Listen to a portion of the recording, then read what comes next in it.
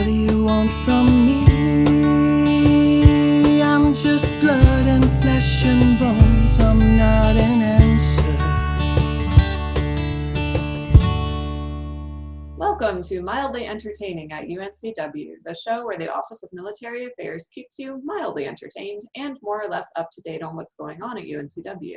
Your hosts are Joanna DeMott, the Military Liaison and Program Coordinator, and Melanie Nelson, the Military Student Services Specialist. Hi, Joanna, you're great today. I can just see that you're great today. Is that okay that I just put those words in your mouth and said, you're great today? I think that you are psychic and you might want to explore those abilities a little bit more. But yes, I am indeed great today. How are you today, Melanie? I am likewise great. I wonder how our guest is doing. I'm really excited about our guest today. We have Shirley Gerrior with us today. Did I pronounce that right, Shirley? Yes, you did. Oh, fantastic. She is a retired Army colonel and also AARP, North Carolina, Coastal Region and Veterans Lead. How are you today, Shirley? I'm great, thanks. A little rainy, but otherwise good. Yes, we have been having some weird rainy times here in North Carolina, missing that sunshine a little bit.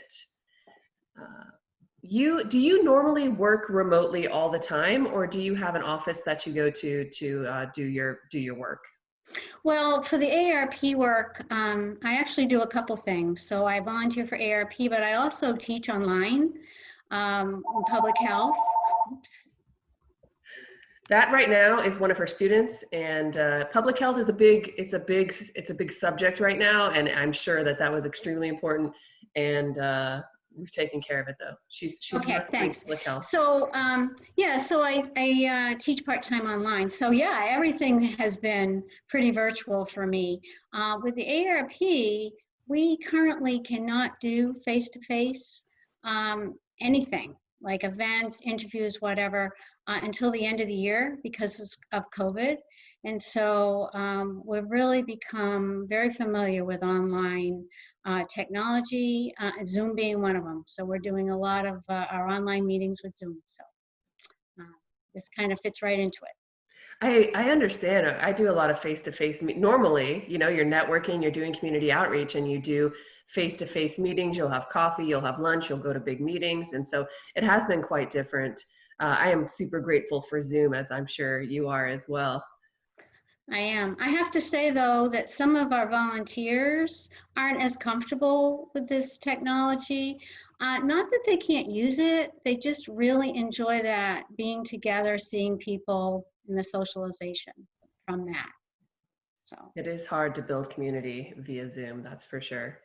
I'm going to turn you over to Melanie. She's got a little bit of some questions and some comments for you.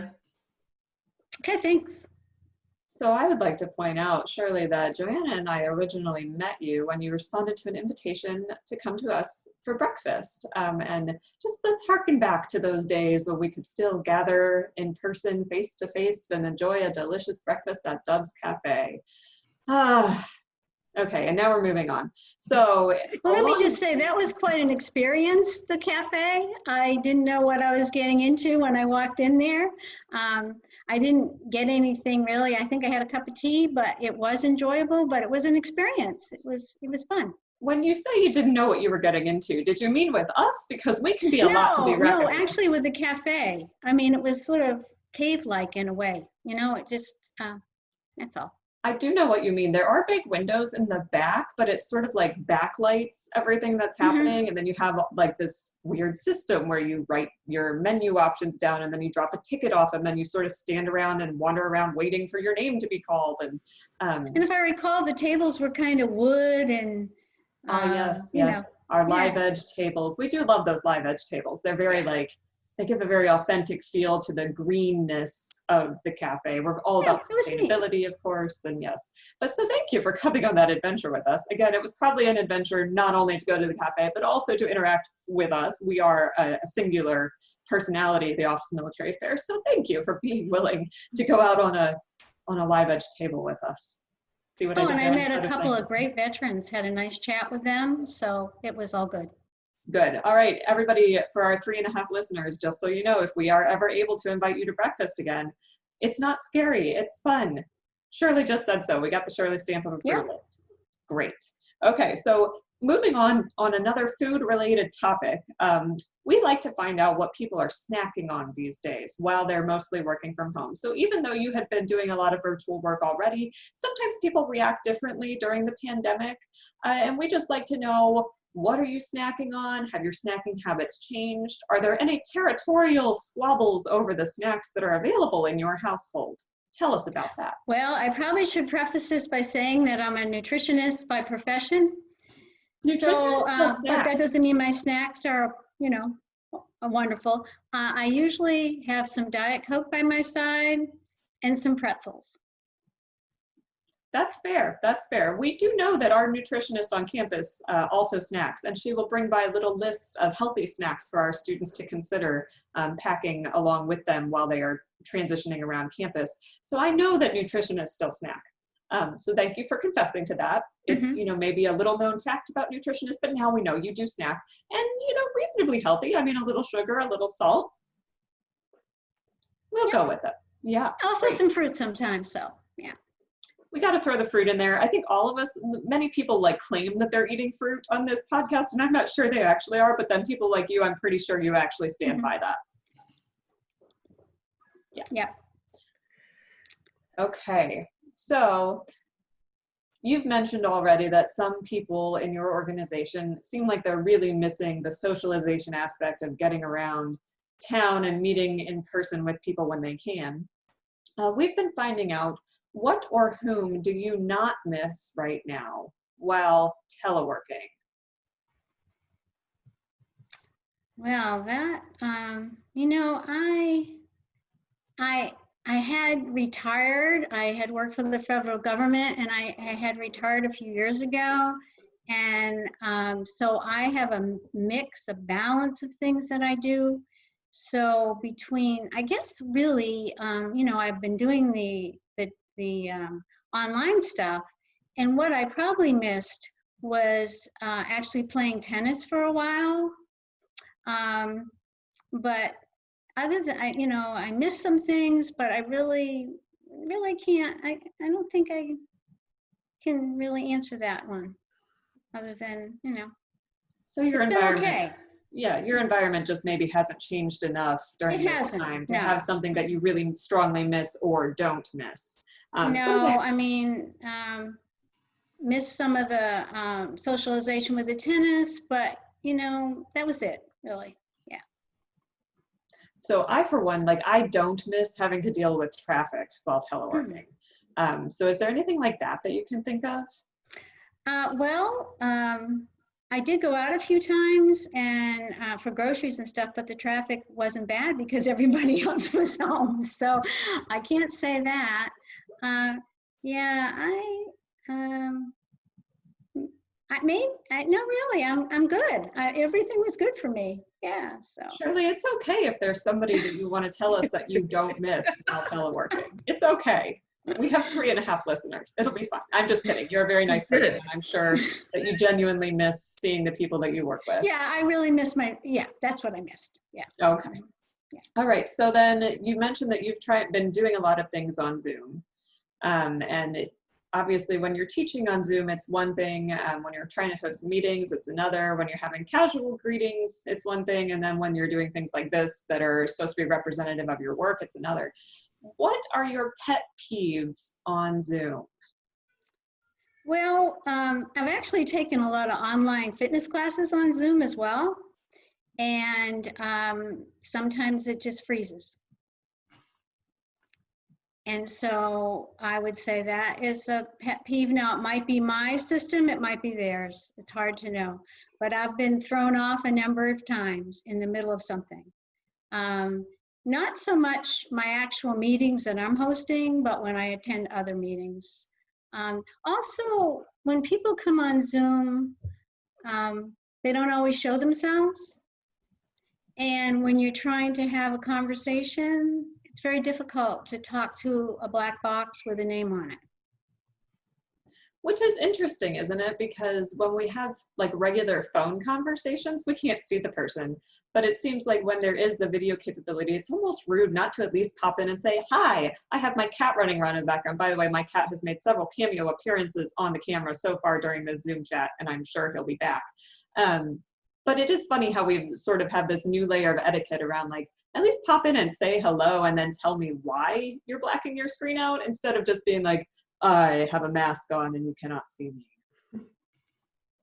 Well, I actually gave some, for AARP, I gave some self-care classes by Zoom, nutrition, physical activity, socialization kind of stuff. And you really need to see people when you're talking about some of these things. You want to see their reactions. You want to see if they're understanding. And half of them were blacked out. So I wasn't really sure where they were at, you know, in the scheme of the conversation. So. Well, and then it's almost as though they're sort of like, they could have just listened to a recording then. Like they're not really interacting with you in real time. So why did they even set the time aside? They did actually put a couple of questions in chat. Oh, okay. That's something. You know, still, it's not, it was really to kind of help people and it was a way of just seeing people and talking to them, checking in on them. So as a result, that wasn't as successful as I had hoped because, you know, yeah. The struggle of every teacher at every level these days. And that was for fun. So. Sure. Also, I now have this wonderful image of you like doing a plank pose in yoga or some similarly complicated pose, or like doing some step aerobics pattern for a Zoom class and having it freeze, and you keep doing the pattern or you keep holding the pose, and then several minutes later you're like, man, they're really wanting us to try this pose for a really long time and it hurts. And then you look up and you're like, you're oh, right. That happened one time. Yeah. And my cat was with me doing the cat thing, you know, just laying there stretched out totally. But yeah, it froze and I sort of froze with it. It's interesting how you don't know where to go, you know, you're waiting for the next move. You're waiting for someone to tell you that was why you signed up for the class, and then nothing else happens. It's so awkward. This is a new layer of pet peeves for us on Zoom. We haven't had anybody telling us about their Zoom fitness classes. So thank you for sharing that. We are collecting a list of these and you are just adding fuel to the fire. So thank you for that.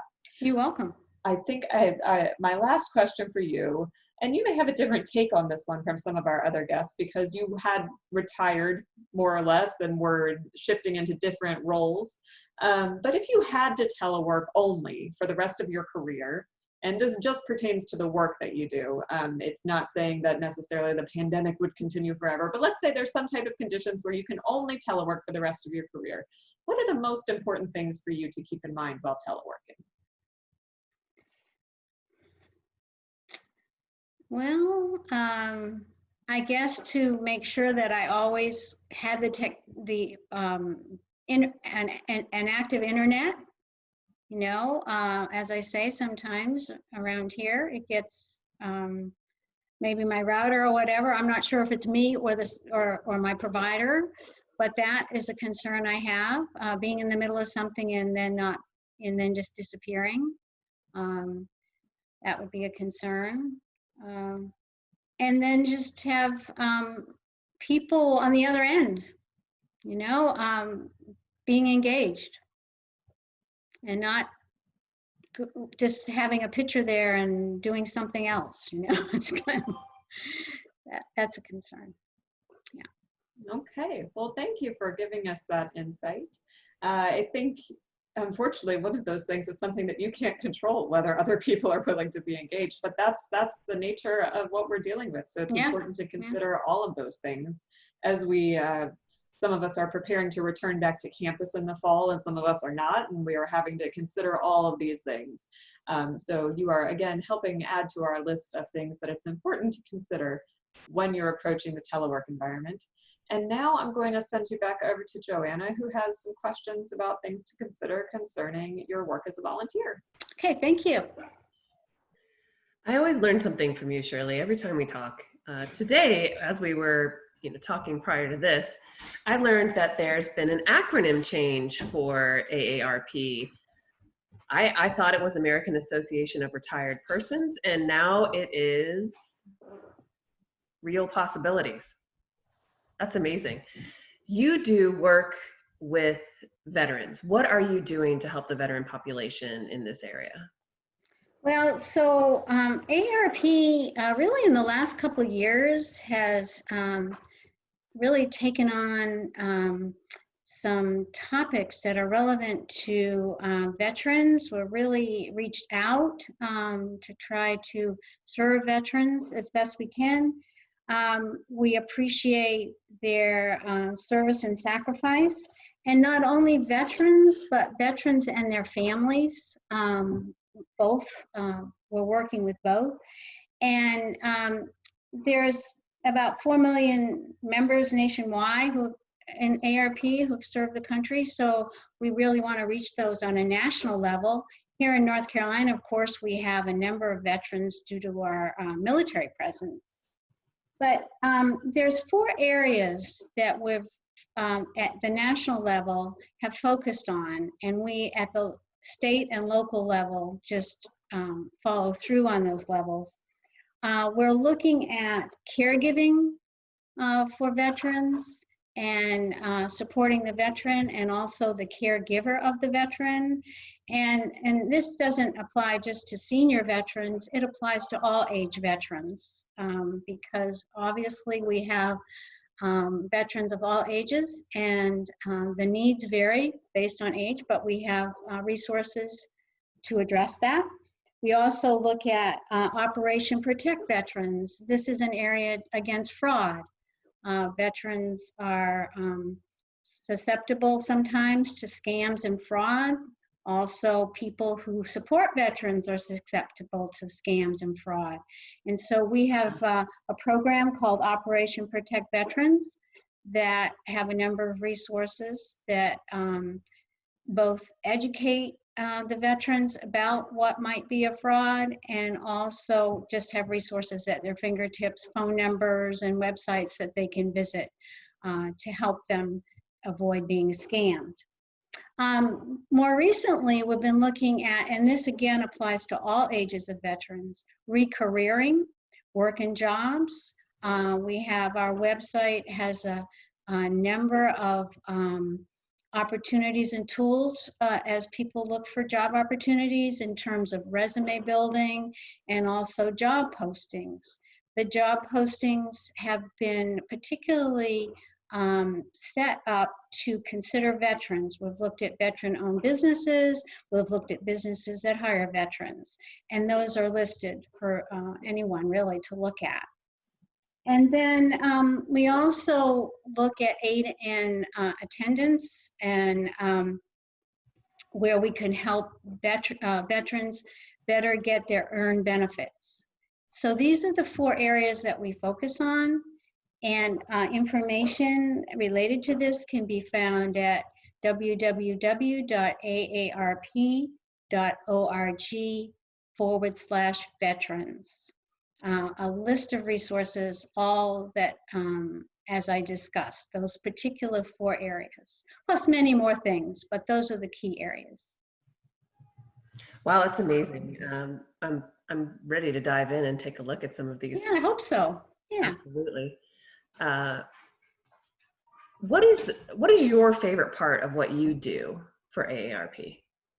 Well, I started off not even thinking about the veterans piece. I joined because I like to volunteer, and I started off mainly, I was just interested in what AARP did in this area, and I started off doing public health advocacy for prescription drug prices, for example.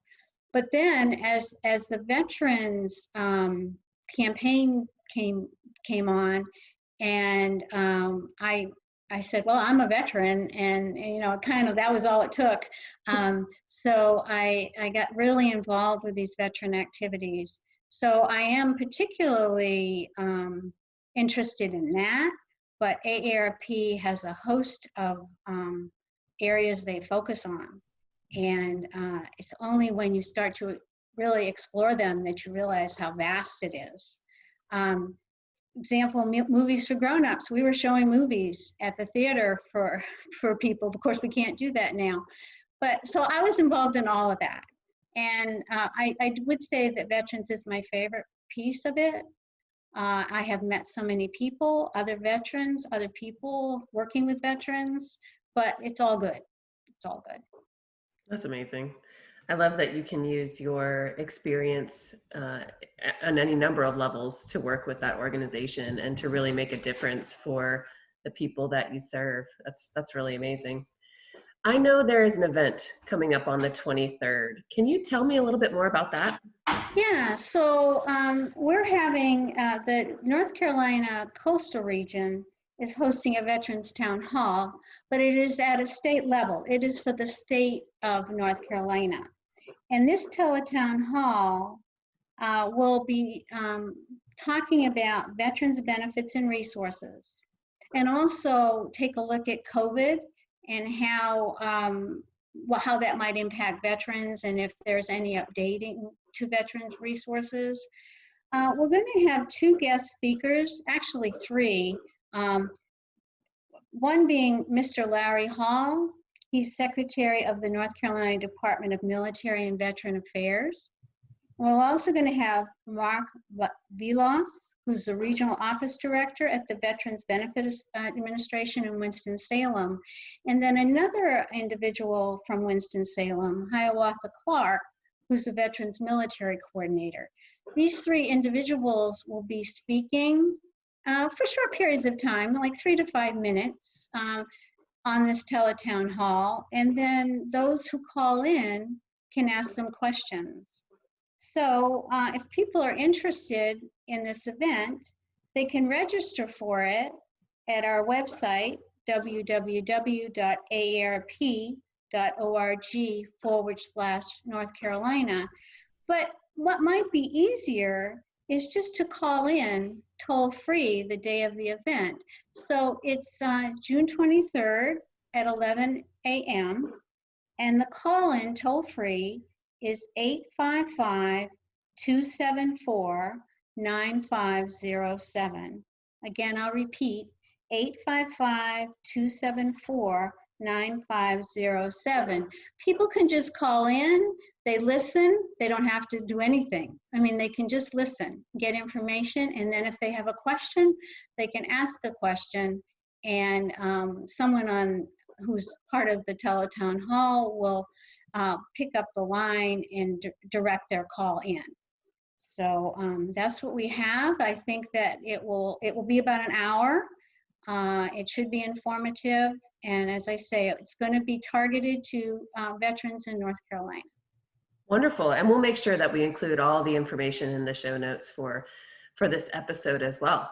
So for those listening, if you didn't get a chance to write that down, you're sitting in your car, you're washing dishes, you're doing whatever you do and you listen to our podcast, all 3 of you, we'll have that in the show notes too. So wonderful. I'm super excited about everything that you're doing for the community and public health with AARP. I'm very interested about your Zoom classes. I've done some fitness classes too, and have had the same issues. So it's nice to see that I have a comrade there. It's been wonderful having you on, Shirley, and I just want to thank you so much for coming on with us today. Well, I really enjoyed it. It was fun. Thank you so much. Yes, we've enjoyed it too. And thank you again for joining us today. This has been an episode of Mildly Entertaining at UNCW, and we will see you on the internet. Thank you for listening to Mildly Entertaining. Our intro music comes from the band Blue Turnip and their song, What Do You Want From Me? You can find their EP Songs from the Root Cellar on Bandcamp, iTunes, Amazon, and Spotify. For more information, you can go to blueturnipmusic.com.